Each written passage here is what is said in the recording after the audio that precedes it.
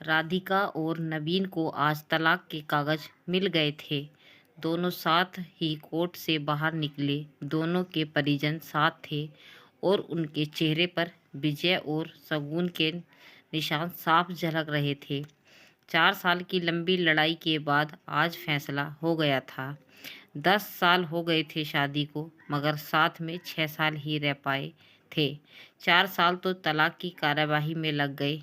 राधिका के हाथ में दहेज के सामान की लिस्ट थी जो अभी नवीन के घर से लेना था, और नवीन के हाथ में साथ में कोर्ट का आदेश भी था कि नवीन 10 लाख रुपए की राशि एक मुश्त राधिका को चुकाएगा। राधिका और नवीन दोनों एक ही टेम्पो में बैठकर नवीन के घर पहुंचे। दहेज में दिए सामान की निशानदेही राधिका को करनी थी, इसीलिए 4 वर्ष बाद ससुराल जा रही थी। आखिरी बार, बस उसके बाद कभी नहीं आना था। उधर नवीन घर में अकेला ही रहता था। माँ बाप और भाई आज भी गांव में ही रहते हैं। प्रेम विवाह था दोनों का। घर वाले तो मजबूरी में साथ हुए थे।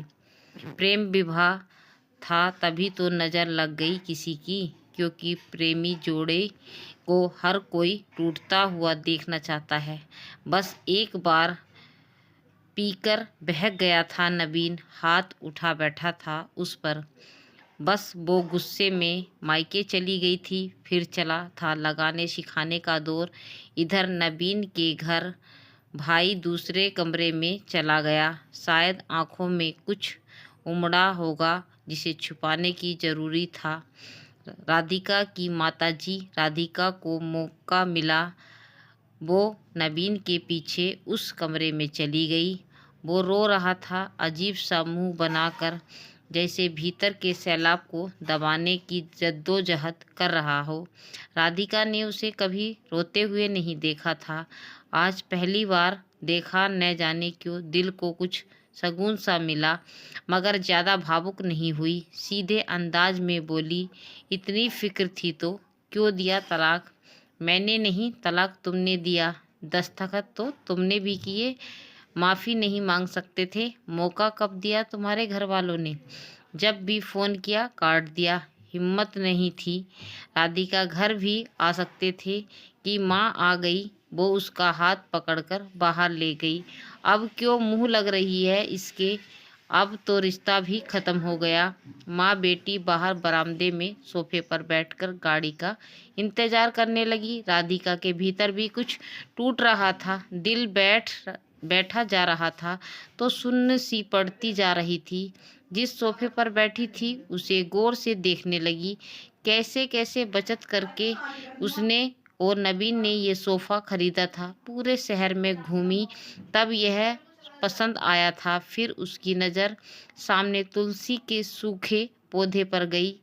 कितनी शिद्दत से देखभाल किया करती थी उसके साथ। तुलसी भी घर छोड़ गई। घबराहट और बढ़ी तो वह फिर से उठकर भीतर चली गई। माँ ने पीछे से पुकारा, मगर उसने अनसुना कर दिया। नवीन बेड पर उल्टे मुंह पड़ा था। एक बार तो उसे दया आई उस पर, मगर वह जानती थी कि अब तो सब कुछ खत्म हो चुका है, इसीलिए उसे भावुक नहीं होना है। उसने सरसरी नज़र से कमरे को देखा। अस्त व्यस्त हो गया था पूरा कमरा। कहीं कहीं तो मकड़ी के जाले झूल रहे हैं। कितनी नफरत थी उसे मकड़ी के जालों से। फिर उसकी नज़र चारों ओर लगी उन फोटो पर गई जिनमें वो नवीन से लिपट कर मुस्करा रही थी। कितने सुनहरे दिन थे वो। कितने इतने में माँ फिर आ गई, हाथ पकड़कर फिर उसे बाहर ले गई। बाहर गाड़ी आ गई थी। सामान गाड़ी में डाला जा रहा था। राधिका सुन सी बैठी थी। नवीन गाड़ी की आवाज़ सुनकर बाहर आ गया। अचानक नवीन कान पकड़कर घुटनों के बल बैठ गया। बोला, मत जाओ, मुझे माफ़ कर दो। शायद यही वो शब्द थे जिन्हें सुनने के लिए 4 साल से तड़प रही थी। सब्र के सारे बांध एक ही साथ टूट गए। राधिका ने कोर्ट के फैसले का कागज निकाला और फाड़ दिया और माँ कुछ कहती उससे पहले ही लिपट गई नवीन से। साथ में दोनों बुरी तरह रोते जा रहे थे। दूर खड़ी राधिका की माँ समझ गई कि कोर्ट के आदेश दिलों के सामने कागज से ज़्यादा कुछ नहीं। काश उनको पहले मिलने दिया होता। अगर माफ़ी मांगने से ही रिश्ता टूटने से बच जाए तो माफ़ी मांग लेनी चाहिए।